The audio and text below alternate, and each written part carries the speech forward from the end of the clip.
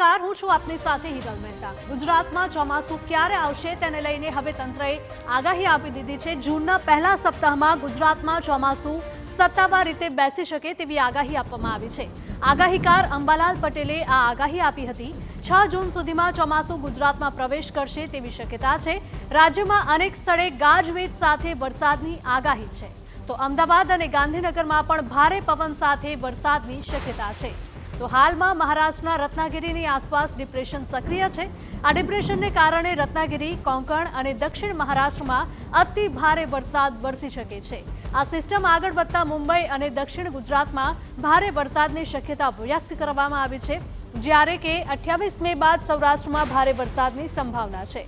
ત્યારે સૌરાષ્ટ્ર અને દક્ષિણ ગુજરાતના દરિયાકાંઠે વરસાદી ઝાપટા પડી શકે છે અને સમુદ્રમાં કરંટ જોવા મળશે અને દરિયો ભારે તોફાની બનશે।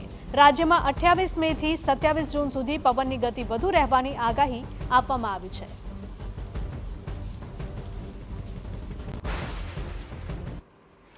ચોમાસાની દસ્તક તો ગુજરાતમાં વરસાદ 28 મેથી લગભગ 5-6 જૂન વચ્ચે જૂનની શરૂઆત સુધીમાં ભારે પવન, ગાજવીજ અને આંધી સાથે વરસાદ આવવાની શક્યતા રહે છે અને આ વરસાદમાં ગાજવીજનું પ્રમાણ વધારે છે।